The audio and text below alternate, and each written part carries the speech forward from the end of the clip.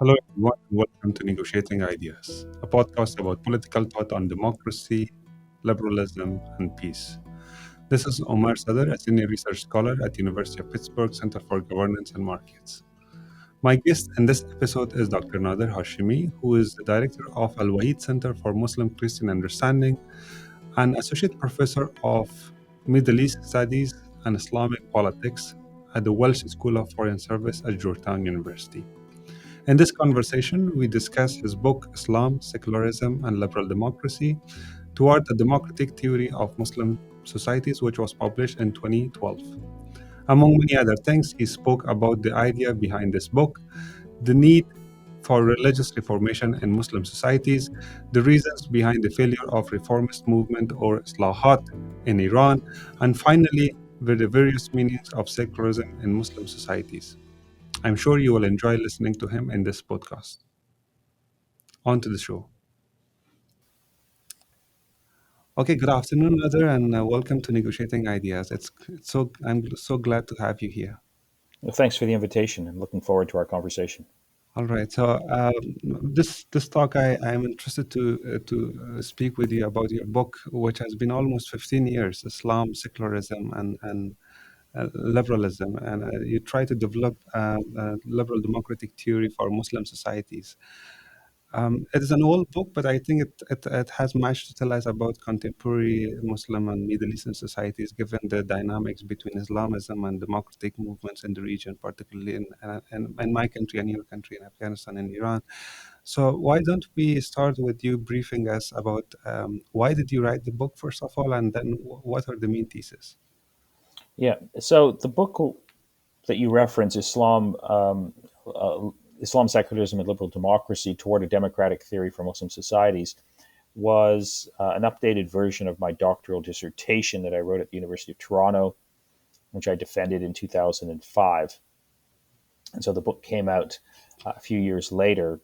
And the reason why I wrote the book and the reason why I pursued that particular topic as a subject of research and as the focus of my doctoral dissertation is that I was always interested in, the relationship between religion and democracy as two sort of categories that always had deep tension and friction. Hmm. There was, I was born and raised in Canada. I did most of my education there, and being raised in a secular political context, the reigning orthodoxy, the received wisdom on the relationship between religion and democracy was that the two don't go together. That Mm. the less religion you have, the better it is for democracy. And democracy simply cannot accommodate religious ideas and religious views, particularly if you're talking about a liberal democracy, because a liberal democracy presupposes a certain set of norms of equality Mm. that clash with the religious belief systems and the identity claims that religious groups make that tend to be exclusive to members of that religion. And so, of Mm. course, the backdrop of this was my own sort of personal upbringing. There's a great line by one of my mentors, Alfred Stepan, who I talk about in the book at Columbia University. He passed away a few years ago, but he said we often pursue research topics because the existing mainstream literature that we read sits uncomfortably within our minds, knowing that we have personal experiences and ideas that clash with the mainstream narrative and assumptions that inform a particular topic. And that resonated with me because that's exactly how what I believed and how I felt when I would read the mainstream discussion and literature on religion and democracy and the challenges facing democracy in Muslim majority societies. I didn't like what I was reading. I thought a lot of it was Mm. deeply ideological, did not understand what was happening at the grassroots level within Muslim societies, particularly the potential for certain expressions and interpretations of religion, politicized religions, to make contributions to democracy. Mm. That whole idea was something that I could clearly see, but it was a dissident idea. And when I talked about it in class and with my supervisor, they were somewhat perplexed, and so that's really what I wanted to sort of research and write about. Of course, the other related concept here is the question of secularism. That's right. Okay. When I grew up in Canada, growing up in Canada, secularism was broadly associated with a set of positive attributes. Mm. Secularism implied progress, toleration. It was deeply connected to the development of democracy. The more secularism, the better.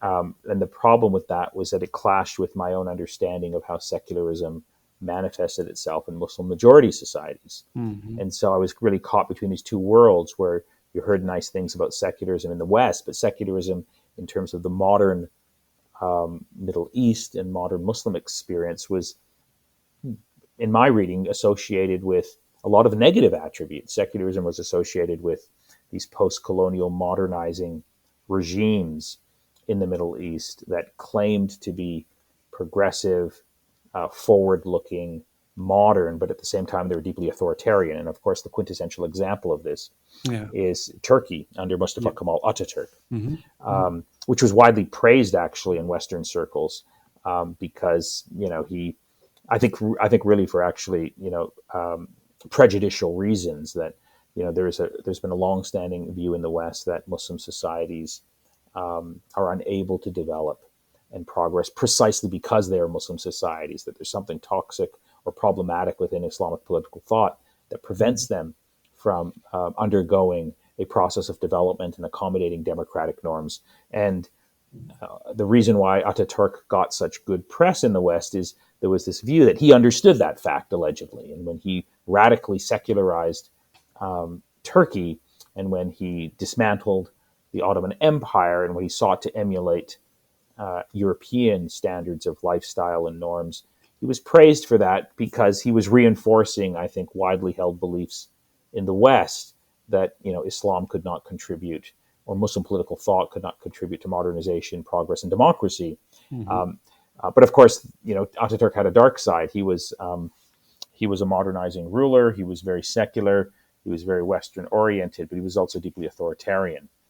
And one of the things that I was noticing in the late 20th century, getting into the 21st century, that was that within Turkey, some of the most, I think, democratic-minded voices at that time who were supporting democracy and human rights and political pluralism were not the establishment secular parties in Turkey. They were parties that were coming out of a religious orientation, particularly the AK Party, the Justice and Development Party, led by Recep Tayyip Erdogan.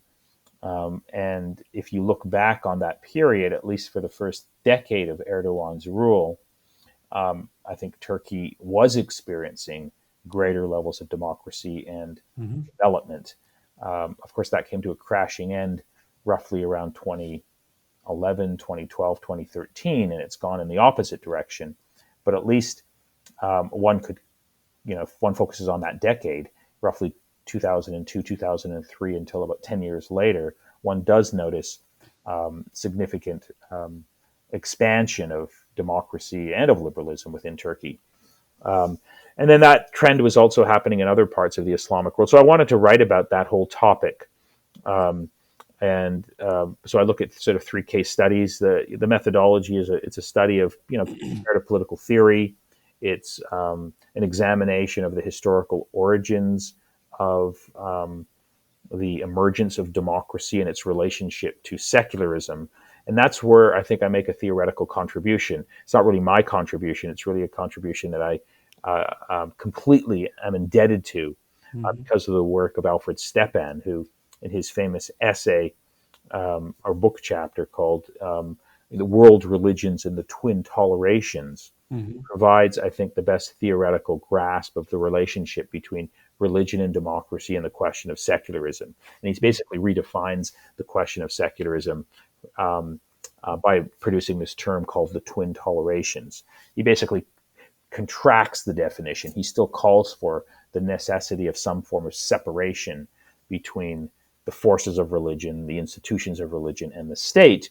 But he makes an argument that the widely held assumption that there needed to be a robust sort of wall of separation, and that these two things, religion and democracy, could not be coexisting or compatible, is empirically false, and it also completely ignores a particular history of the development of democracy in the West.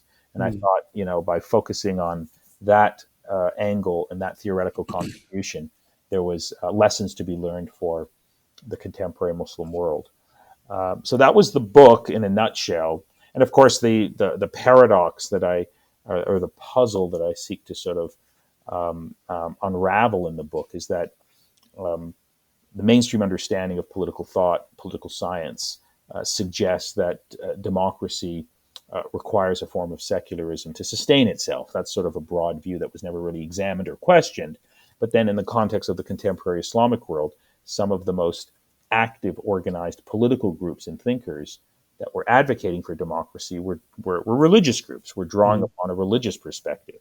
So there was a tension there that needed to be raveled, the tension being, just in a nutshell, that modern democracy, liberal democracy, required a form of secularism, yet people advocating for democracy in Muslim majority societies were drawing upon religious inspired, theologically inspired political ideas to advocate for democracy. So how do those two things go together? And I think they go together basically in the way that Alfred Stepan has outlined in his Mm. famous thesis that I just Sure, discussed. sure. So uh, so it was really an attempt to sort of theoretically and historically look at the development of democracy in the West, focusing on the question of religion, and to see, what the similarities and differences are in terms of that project and that development in the contemporary Islamic world. And so, one of the figures that I examine in the book quite Right. with close scrutiny is John Locke.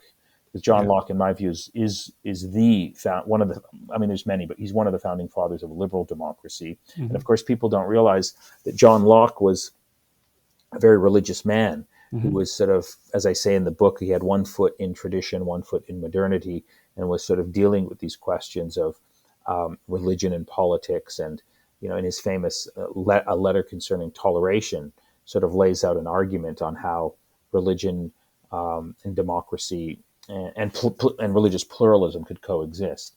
Mm. And I thought there were insights there, there were parallels there that I saw in terms of what John Locke was struggling to do and what contemporary Islamic reformers were trying to do Yeah. in the context of the contemporary Muslim world. So that was the book. I was lucky that the book sort of emerged. Sometimes you get lucky with timing.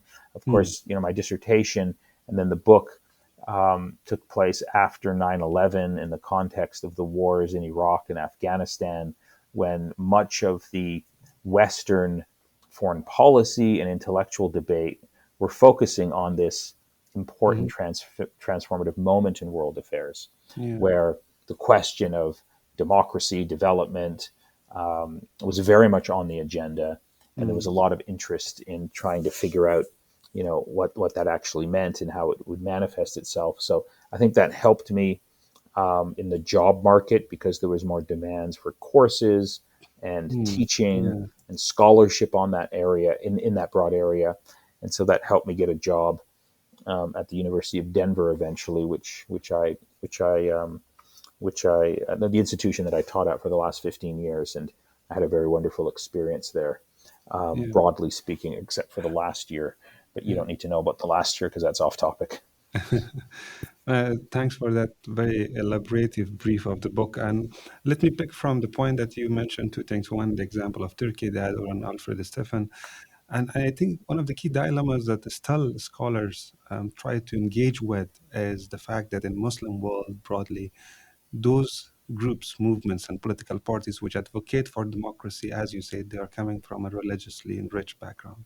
And there's the dilemma. Even some scholars, recently Shadi Hamid wrote the book, The Problem of Democracy, where he says, well, let's decouple political and cultural liberalism because these societies may not get aligned at all with liberalism, but why to deny democracy for these societies? So let these societies be democratic, and even if that outcome of democracy will enable these parties which come into the power, and as you said in example of Turkey, at least since 2013, we see an authoritarian reverse. So even if a successful case of democracy, and which is Turkey, has a reverse, not fully now authoritarian, of course, and some sort of electoral democracy, but what does it tell us? Why, even in Turkey, you give an example of a bent declaration, which is signed by a number of religious scholars, including Gulen movement. St- Gulen movement has been suppressed.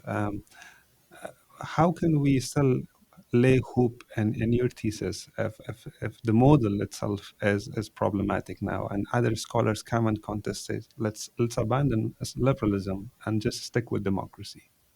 Well, I don't think the model is flawed. I think the lesson of Turkey and its democratic opening and then contraction, you know, under the same political party and leadership, is nothing really unique to Turkey or unique to Islam. I think we have to remember that if you study the history of democracy, it's always an ongoing battle and struggle where democracies that you sometimes think are moving in the right direction will Mm, then all of a sudden, face a crisis for reasons that we can discuss and move in the opposite direction. And so, the parallel that I would point to, it's actually a more interesting example, is what's happening in the United States today. yeah. The United States was widely viewed as, the leading democracy in the world, a consolidated democracy in the world. It's an open question whether it is a democracy right now. And then how do we explain the rise of Trump and populism and the reverse of sort of the democratic trend? So democracies, experience political, social, economic, international crises, and they reverse and they go in the opposite direction. We're seeing these trends in other long consolidated liberal democracies in Europe, where there are rising populist movements that have very illiberal agendas. Yeah. Turkey was not a democracy, and I don't think it still is a full democracy in the broad sense of the term. Electoral democracy, perhaps. Yeah. So these types of, I think each country has to be analyzed on its own terms, in terms of its own historical, political, geographic context, to figure out, what went wrong and why democracy, which seemed at one point very prosperous, has now sort of stopped and is moving in the other direction.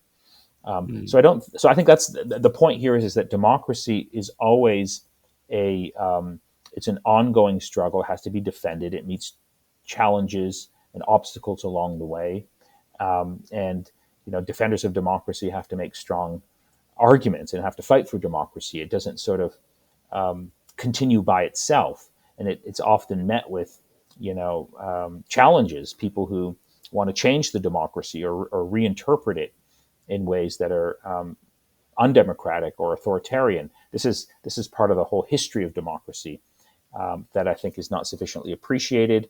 And so the other parallel in terms of the contemporary Islamic world was the one successful case of democracy that emerged after the Arab Spring, and that's Tunisia. Tunisia. Tunisia was getting very good marks in terms of democratic development. Everyone thought that democracy was consolidated there, that it was moving in the right direction, but then all of a sudden in 2021, it collapsed and Mm, authoritarianism returned.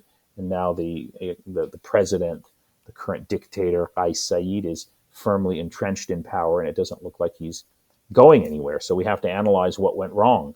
Why mm. did democracy in Tunisia, which seemed to be moving in the right direction, suddenly collapse and reverse itself? So these are I think these are themes that are not unique to the Muslim world. They're not unique to. I mean, they're broadly themes that are very much part of the whole history and nature of democracy. That there's Mhm. always ups and downs, there's always setbacks, and even when you have a consolidated democracy, things can go in the opposite direction.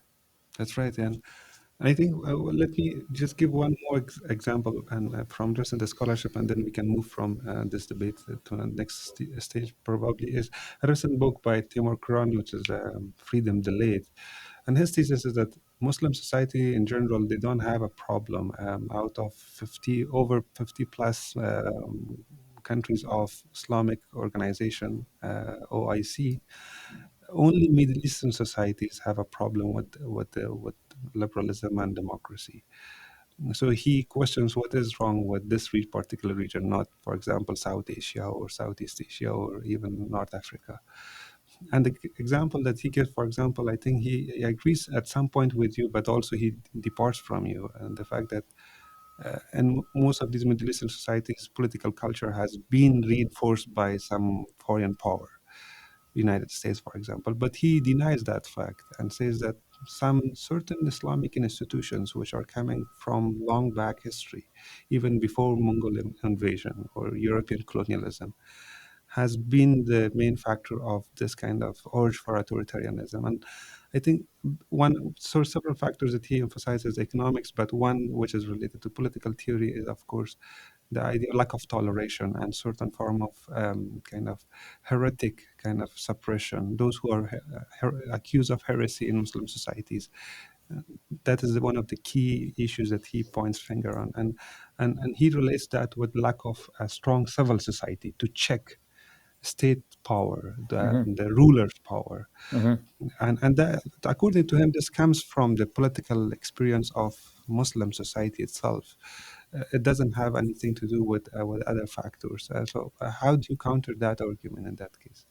Well, I'm uncomfortable with arguments that try and locate the contemporary problem of authoritarianism into the early origins of Islam, as if there's a continuity and nothing has changed. I think things radically changed in the Islamic world in the modern period with the emergence of modern states, first colonial states and post colonial states, where power was basically concentrated in the hands of a ruling elite, often the military, that controlled everything. And Yeah, increasingly, as went to the end of the 20th century, they became, Praetorian, draconian, one person states, family dictatorships, military dictatorships that controlled everything, including the interpretation of religion, mm, how religion was taught. I mean, this happened also under Ataturk too, when religion was consolidated. They had a ministry that sort of, would actually write the Friday sermons, the khutbas for the imams, and tell them what they could say and not say.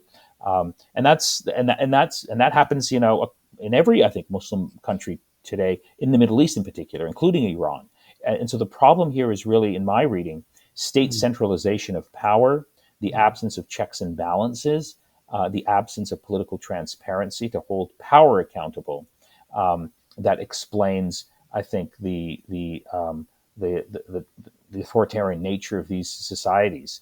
I think if there was a more public uh, accountability of ruling regimes toward their societies, if there was a strong legal system, if there was an ability for people to start testing the boundaries of what constitutes heresy and what doesn't. I mean, Muslim societies are no different here than the West. I mean, the West was not always as tolerant and pluralistic and accepting of political heresy and dissident points of view. You would yeah, get persecuted. I mean, the one case, for example, that is known to me was that in roughly 1941, the leading intellectual in the world at the time, liberal intellectual, was Bertrand Russell. Bertrand Russell was in the United States, and he was teaching at a university in New York, a state university, and he was basically fired from his job because he was considered by New Yorkers at the time to be teaching things that were so heretical, so sort of unacceptable to American society. And this wasn't ancient history. This was like in the 1940s, and he lost his job over that particular issue. mm, Um, so all societies have these sort of red lines. Societies don't all of a sudden emerge being sort of completely tolerant, completely open. These are battles and these are changes in political culture that are deeply connected to the evolution and transformation of societies over a period of time. They have to do with education levels. They have to do with, I think, the socioeconomic underpinnings of a society in terms of how affluent and stable those socioeconomic underpinnings are. They have to do with changing interpretations of religion. None of that type of political experimentation has been able to take place in the modern Middle East because authoritarianism has dominated the landscape from inception, from before independence and after independence. So you can take any country, take Egypt for example. Egypt was occupied by the British in 1882. They basically dominated that state until right up until World War II.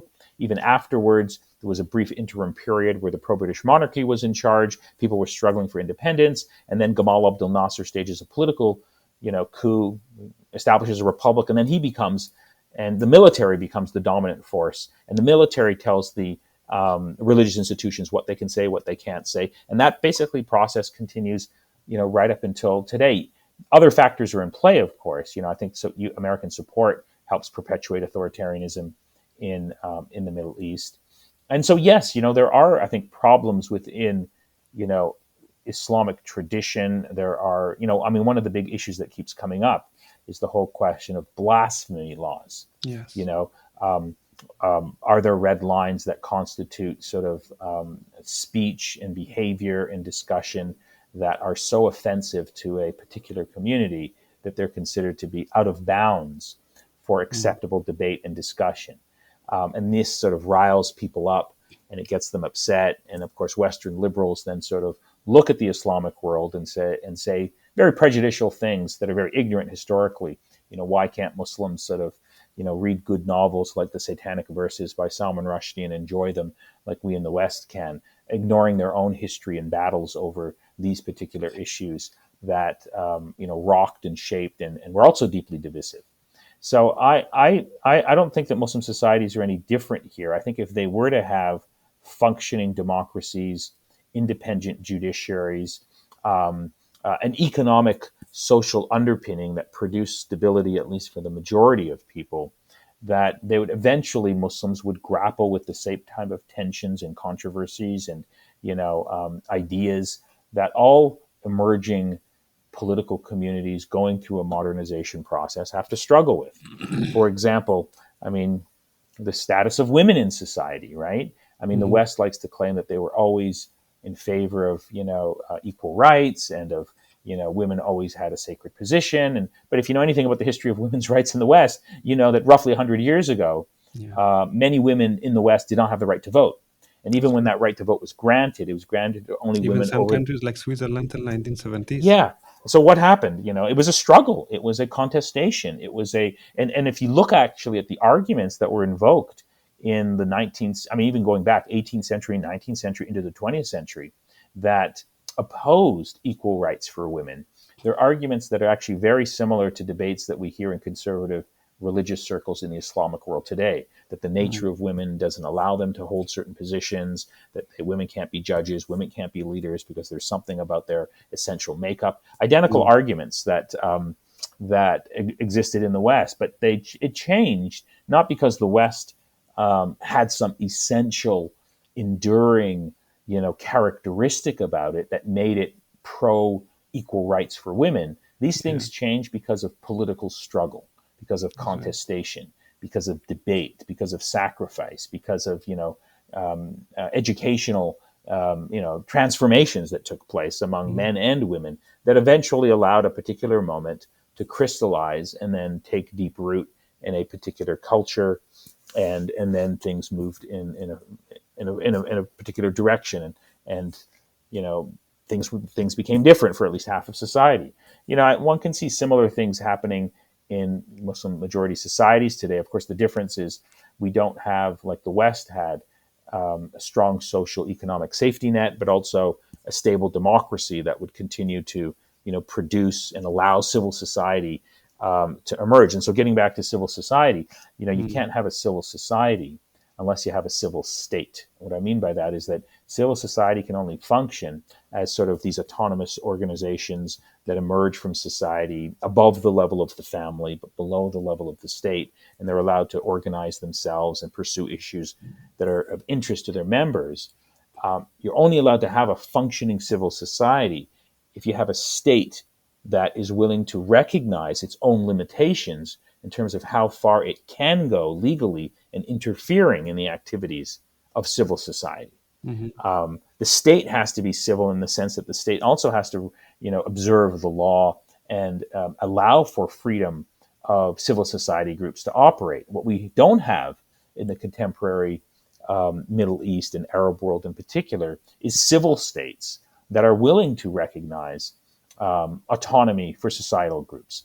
Mm. It's the job of these authoritarian states to control society. They're fearful of society. They crush any sort of independent, expression because they suffer from a crisis of legitimacy. They're fearing, you know, they want to perpetuate their own rule, and so you have, in fact, the opposite of a civil state. You have very, uncivil, draconian states that have actually gone much more repressive and draconian with every passing decade, Yeah. with some interruptions in between. But I think one of the consequences of the Arab Spring, for example, and I include Iran in this equation, is that the Arab Spring political context is much more repressive, much more, draconian, much more suffocating for civil society today, post 2011, than it was before then.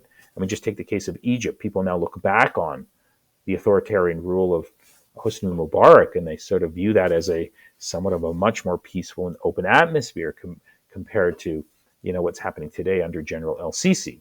Mm. And that applies to Iran, it applies to Saudi Arabia, it applies to many countries around the world. But you still see, these societal disruptions taking place in Iran, for example, over women's rights, over workers' rights, over environmental concerns. Just prior to COVID in 2019, there were major societal protests in several major countries in the Middle East and North Africa. Iran, Iraq, Lebanon, Sudan, Algeria had mass protests. People demanding accountability and political change. So I'm very skeptical. I haven't read Timur Kuran's book.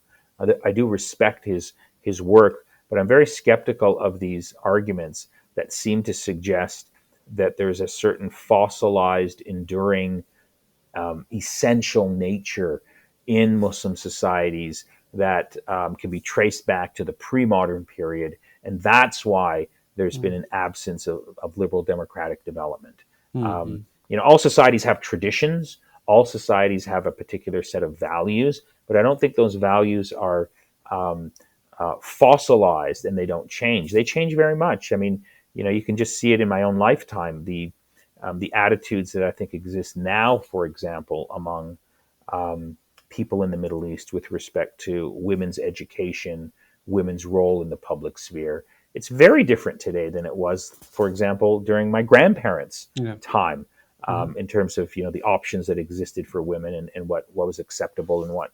That's a major transformation, even given the fact that you haven't had the type of democratic opening and consistent democratic development that we would like to see. But I think there's been Mhm. a radical sea change on those issues. Mhm. And so that's how I view it. I want to come to that point about a civil state that you made in the Middle East, and most of these states are really oppressive, policing a kind of state there. Those institutions of states which are controlling society are much more regressive and effective compared to those institutions that provide services. And that one of that cases, of course, Iran. Under a religious institution and regime, people of Iran has really transformed to become a very quite secular. The number of women participation in higher education is quite higher than men in many other Muslim societies. And as you discuss in your book also, like many other Muslim progressive societies, Indonesia and East Asia or Tunisia, for example, the case that you bring, there was also an attempt in Iran to generate a kind of a secularist theory or reformation of Islam. At least one of the exiled scholars who's now living here in the United States is Soroush, very very popular theories. But the point is that you have that prerequisite that you suggest, which is religious reformation or the ideas to reform religion. We also have transformation of societies, a strong civil society, awareness of women, high participation in workforce, high participation in education. But the problem remains with a very repressive state.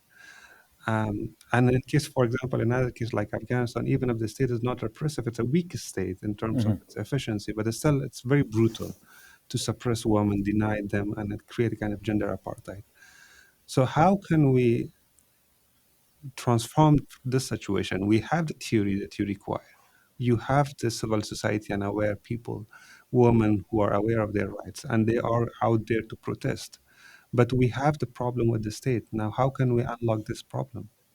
Yeah, I agree. The problem is the state. The problem is you have these ruling elites who capture the state, control the state, and are unwilling to, share power or relinquish power.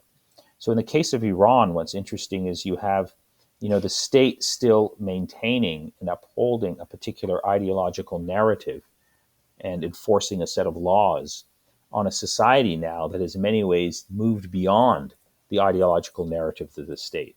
And this creates a crisis of legitimacy. So the state, for example, in Iran wants women to dress and behave in a particular way. Most women in Iran, particularly the educated segments of society, completely reject that. And so that's, I think, in many ways what produced the women's life freedom movement in 2022 after the death of Mahsa Amini. And these protests were very much, I think, a reflection of the crisis of legitimacy that the regime was facing, particularly in the eyes of women, educated women and young women. Yeah. But the problem still remains is that it's a problem of political power. So the state has political power and it represses society, and it can do so with increasingly greater efficiency today because Yeah. it has resources, it has security services that are willing to do the repressive bidding of the state, and then you have a society down below that just takes the blows and tries to survive, waiting for another opportunity. Mm. Uh, uh, in many ways, what's I mean, you mentioned this before, but it's worth reiterating, is that I think the battle for ideas in Iran, as I understand it, is in many ways over. And what I mean by that is that the battle for um, an Iran that accommodates the basic rights of its citizens, particularly the rights of women, the desire for a clear and strong separation between religion and state, the desire for a democratic and accountable political system, is now an idea that I think has majority support. It can't articulate itself because it's an authoritarian regime. Mm. Um, but those debates, which go back to, in many ways, the debates of the 1990s that Soroush and other reformist intellectuals were responsible um, for offering those ideas and debating those ideas and defending them. Those ideas now, in many ways, they've sunk such deep roots that they're old ideas. Like no one in Iran reads Soroush anymore or reads Mohsen Kadivar, because those were very much debates of the 1990s and the 2000s. I think in many ways what's interesting is you see in Iran today many of the most people who are deeply religious, many people who are supporters of the revolution, who are strong defenders of the ruling regime, participated and elevated the figure of Ayatollah Khomeini and all of his disciples. Now those people have in many ways become so disillusioned that they've given up on religious politics, and they've undergone their own secularization process, and they've sort of become so disillusioned by this model that has been forced upon them. In fact, it's actually gotten quite, in my view, it's gotten to such an extreme level where Iranians today basically have zero interest in religion. Many of them Yes, exactly. don't And even the know it's best part, Ramadan. They don't care. They're yeah, hostile to any expressions of religion in ways that are completely understandable given their 45-year experience of living under religious authoritarianism. Um, and but even the again, reformists lost their legitimacy because what they proposed did not happen. yeah, So people no more vote even for the yeah, reformists, and somehow, as you said, abandon completely the religious kind of legitimate theory of democracy, even if you haven't yeah. studied. Yeah, I mean, on that whole issue of what I mean, yes, the reformist. I mean, I think the reformist period in Iran is now over. Mm, People have now gone beyond that. mm, We can debate to what extent the reformists are to blame for their failures, or mm, to what extent the problem is really to be laid at the doorstep of the repressive apparatus of the ruling regime that crushed the reformists every time they tried to manifest themselves. They didn't allow reformist presidents to work independently. There was assassinations, there was arrests, there was a complete crackdown. Um, and the question is, and then again in 2009, you had a reformist resurgence under the attempted presidency of Mir Hussein Mousavi and Mehdi Karoubi. But then they were then arrested and crushed and repressed. And so I mean, I understand there's a lot of frustration among Iranians blaming the reformists for failure. I think a lot of that is misguided. I think one has to put the blame where in the hands of those people who had power and repressed um, um, alternative political options. I think it's very difficult when you're living in an authoritarian state. I mean, we all have to make decisions, right? Whether the reformists could have made other decisions. What you hear right now among Iranian who are critical of the reformists is that they lied to us, they weren't sincere, they didn't do anything. In many ways, that echoes the discourse of Iranian monarchists and members of the MEK who are, I think, in many ways trying to rewrite history here. I think, um, I think, had, for example, in 2009, Mir Hossein Mousavi been allowed to assume the presidency and had an independent parliament been allowed to function free of intervention from the Guardian Council, the Office of the Supreme Leader, and the IRGC, Mm. then I think there would have been policy changes and there would have been, I think, movement and transformation in Iran. But every time there was an attempt to implement any reformist policy, it was immediately squashed, crushed, and people Mm. were arrested. Mm. And one can make the argument that the very nature of the political system prevented independent voices and democratic voices from coming to power and and pursuing policies that were a reflection of the political platform that they campaigned on. Because if Yes. you read the constitution in Iran, it's actually very clear. And in this sense, the ruling regime can make an argument. It's very clear that sovereignty in Iran, first and foremost, belongs to the I establishment agree. clerics, Mm. and popular sovereignty is always conditional and takes a back seat to the Mm. preferences of the ruling clerical regime. Um, and so that's how I interpret the failure of the reform movement. I think the reform movement was successful psychologically and ideationally in terms of forcing people to think differently. But Mm. obviously, it wasn't successful politically because it was never able to come to power and stay in power and pursue policies that they aspired to because of the nature of the political system in Iran that always allowed Mm. legally and extra legally um, the religious establishment in Iran, backed by the IRGC, to Mm. crush any manifestation of reform that Mm. that was emerging. But the ideas themselves, I think, in many ways, did inspire a lot of people. And the frustration that I see among Iranians right now is really a frustration over the general state of politics, of political life. Mm. There's just a deep disillusionment and there's no hope because we have a deeply entrenched, repressive regime that's willing to, kill hundreds of people, thousands of people. 500 people were killed in the, Women Life Freedom protest in 2019 in November. Reports are between 500 to over 1,000 people were killed in those protests. In Mhm. 2018, there was another, uprising in smaller towns and villages. Several hundred people were. So this is a state that's willing to use a lot of brutality to stay in power, and that Mhm. has consequences over the opportunities of opposition groups, whether they're moderate opposition groups or even opposition groups that want systemic change, whether they're just how much political space do they have.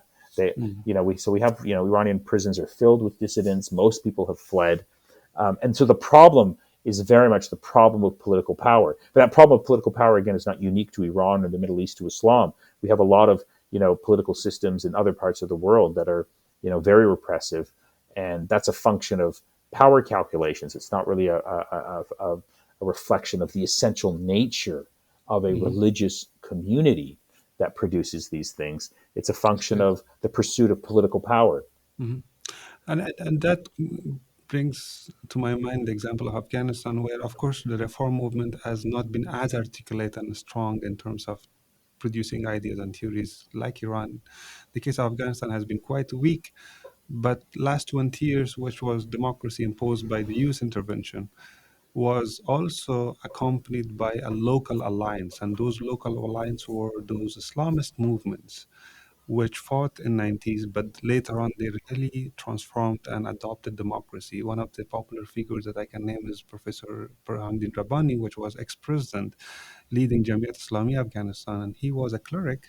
He was Islamic scholar, but he, in last 20 years, he continuously tried in different speeches that he gave, tried to substantiate democracy and justify it based on Islamic teachings and verses of Quran and Hadith.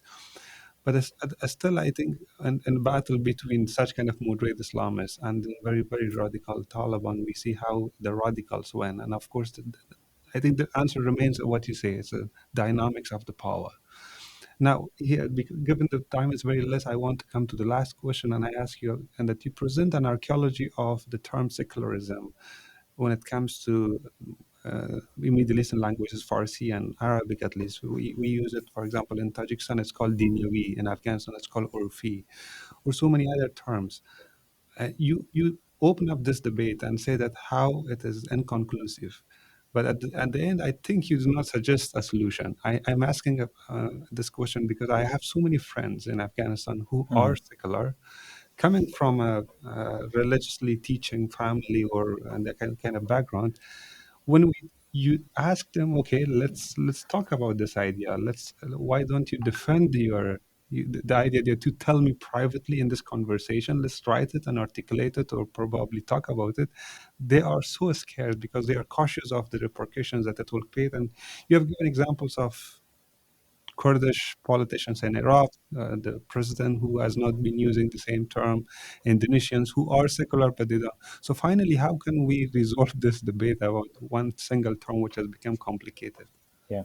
Um, the, the term secular in Muslim majority societies, for most people, not all of them, because there are constituencies of Muslims that are very happy to identify themselves as secularists. Like, for example, the supporters of the tradition of Mustafa Kemal in Turkey, who vote Mm, for the Republican Party, the CHP, they're proud to identify and use the term secular in a particular way that makes sense in the Turkish context. But I think for most people generally in the Islamic world, the term secular is deeply associated with themes of atheism, westernization, sort of. It implies, when you use it at a general level, something that's alien, that has no moral content to it, that seeks to undermine the religious and moral foundations of society. mhm, And so when you use it in a contemporary Muslim context, it tends to sort of produce a negative reaction because those are the associations that people have with the term. Now, of course, there's different communities. Like right now in Iran, because of the experience of 45 years of religious authoritarianism, I think many people, unlike 45 years ago, are very happy to use yeah, the term pronounce. separation of religion and state or secular because they view that as a way of fighting back against the clerical authoritarian rule. In terms of how do you resolve this, my view is that it's best to not invoke the term secular because it has so many different meanings. It's not Mm, clear exactly what people are talking about. mm, I say in the book, and I've said in some of my other writings, there's three sort of different interpretations of secularism that often get mixed into one when you use it in the context of a political discussion. Are you referring to philosophical secularism, which implies a certain form of agnosticism or atheism? Or are you implying some form of sociological secularism that just means or speaks to how people live their lives, whether they spend their time in mm, religious institutions or not, whether they get married in the same traditional way, do they sort of inhabit and participate in terms of their daily lives in activities that have a certain religious or irreligious, in this case, more secular, orientation? And then lastly, there is the political form of secularism, which basically is concerned about the relationship between the state and society. And mm, it's really a question of the constitutional nature of a political system. So people in society can be as religious or irreligious as they want, but political secularism really is talking about the relationship between state institutions and the legal code. Right. So I think it's best for Muslim societies. I mean, there's actually a lot of interesting history here that I discovered when I was reading about this. So one of the first interesting cases of secularism that actually speaks to your point was in Indonesia, when the Indonesian Muslim students, led by this brilliant man, who unfortunately I never had a chance to meet while he was still alive, Nur Khalis Majid, in early 1970s introduces a debate in Indonesia among Muslim students over this question of secularism, what it means, how can we sort of reimagine it, rethink it.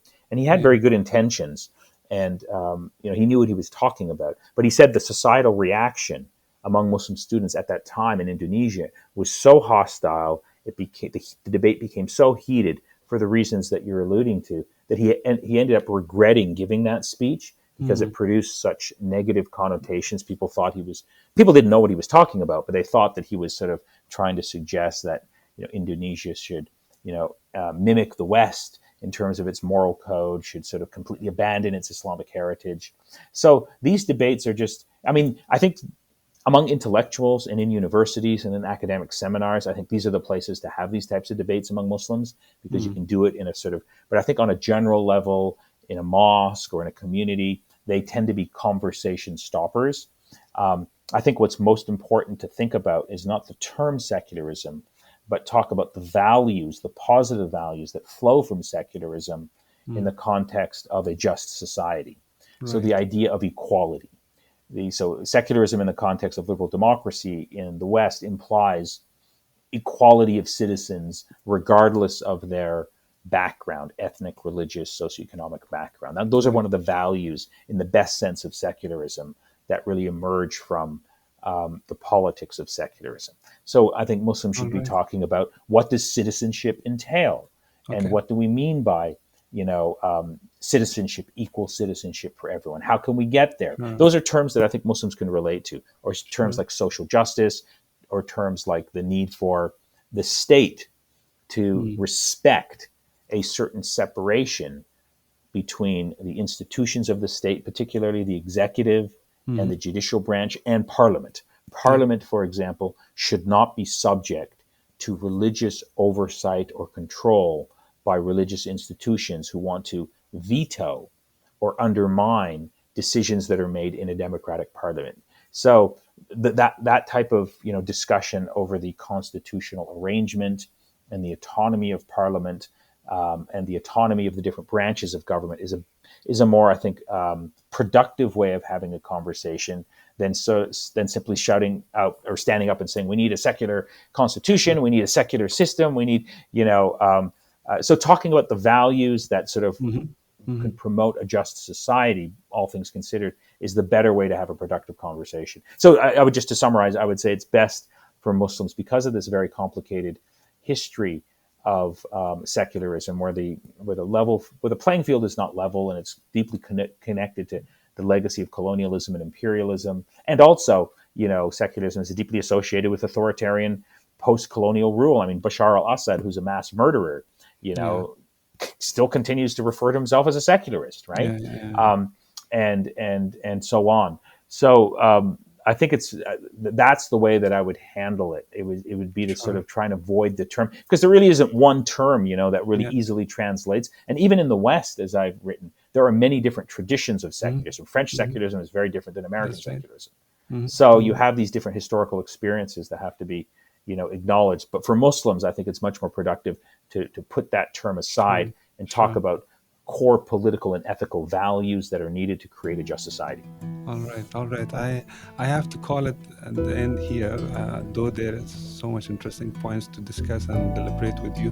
I hope I get another chance with you to continue this conversation. But at this point, really grateful for your interest to this podcast and enjoyed talking to you. Great. Thank you very much. I enjoyed the conversation. Take care.